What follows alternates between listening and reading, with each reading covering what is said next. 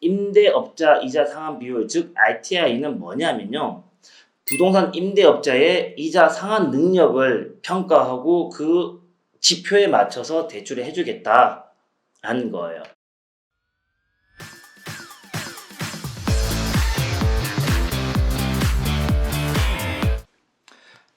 안녕하세요. 동엽입니다. 여러분, 저번 시간에 개인으로 사는 게 좋으냐, 법인 사는 게 좋으냐 라고 해서 옛날 얘기 잠깐 했었는데요. 그러면 구체적으로 개인의 장단점, 법인의 장단점에 대해서 얘기 드릴게요. 저번 시간에 말씀드렸던 것처럼 개인으로 사시면 개인 자금이기 때문에 내 마음대로 돈을 쓸 수 있어요. 근데 법인으로 매입을 하시면 이건 법인 자금이기 때문에 사용 목적, 사용 이유에 대해서 다 적어야 됩니다. 그리고 사사건건 나중에 검사를 받아야 되겠죠. 그래서 내 돈이지만 내 마음대로 쓸 수 없다라는 어떤 단점이 있습니다. 그래서 세무사한테 가서 물어보시면은 세무사님은 개인이 좋아요 라고 얘기하실 거예요. 근데 은행의 지점장님한테 물어보시면 대출은 법인이 좋습니다 라고 얘기를 합니다. 그 이유가 저번 시간에 말씀드렸던 RTI 때문에 은행에서는 대출을 많이 해주기 위해서는 RTI 적용을 받지 않는 법인이 좋은 거고요. 그리고 세무사 입장에서는 이런저런 어떤 세무적인 그런 포인트들을 봤을 때는 법인보다는 개인이 낫다라고 해서 세무사님은 아직도 개인으로 사십시오 라고 자문을 하실 겁니다. 그리고 그 이유는 뭐냐면은 증여에 대한 부분을 말씀드리겠습니다.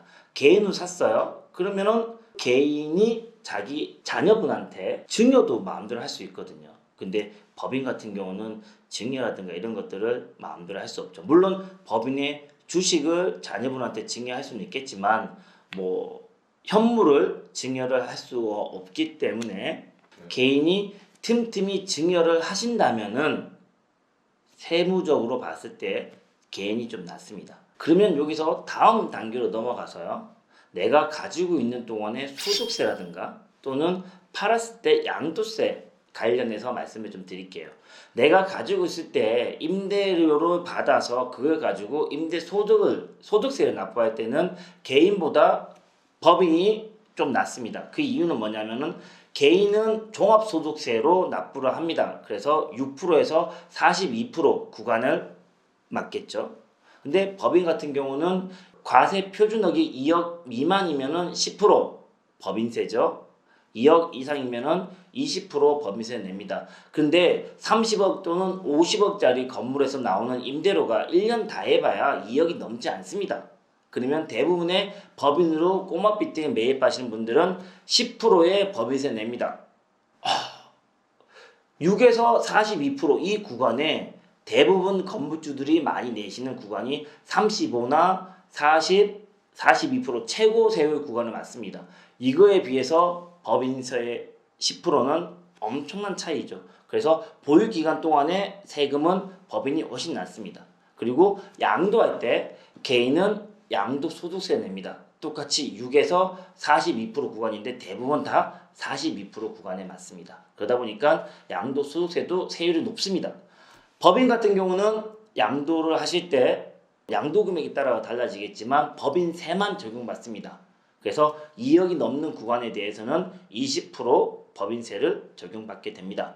근데 여기서 양도세 계산할 때 장기 보유 특별공제, 장특공이라고 얘기를 하죠. 오랫동안 가지고 있었기 때문에 거기 따라서 그 기간에만큼 공제를 해주겠다라는 부분입니다. 그래서 3년에서부터 15년까지 적용을 받는데 이건 개인만 받습니다. 법인은 적용 대상이 아닙니다. 그래서 양도세 계산하실 때 개인이 42% 최고 세율을 맞더라도 법인 20% 맞는 법인세보다는 조금 나을 수도 있습니다. 장기 보유 특별공제가 적용되기 때문입니다.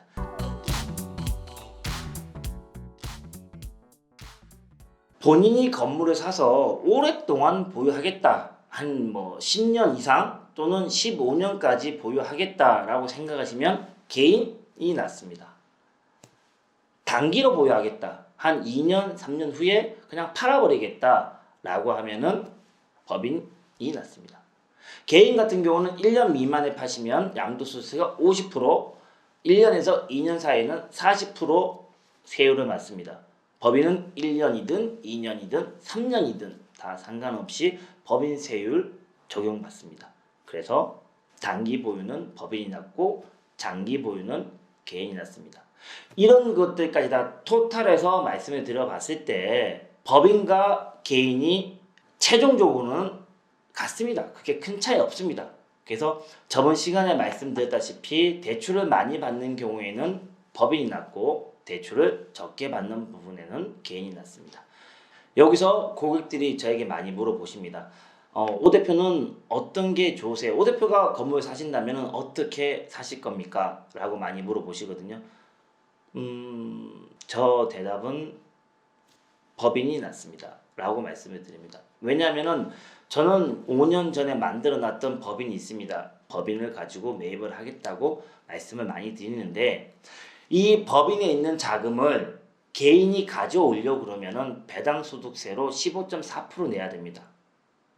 낮은 법인 세율을 적용받았지만 그걸 개인 자금을 가져오려고 하면은 15.4% 배당소득세 내거나 또는 급여로 받아야 되기 때문에 4대 보험 적용을 받습니다. 그래서 최종적으로 가야 하는 개인 자금으로 갔을 때 쭉 개인 사업자로 오시는 거 하고 법인으로 갔다가 개인으로 오는 걸 따져봤을 때는 최종적으로 납부해야 되는 세금이 비슷하다라고 하는 결론을 볼 수 있습니다. 그래서 개인 자금으로 빼지 않고 계속 법인에 둘 거예요. 그러면 그 법인에 있는 자금을 가지고 건물을 또 매입하는 거죠.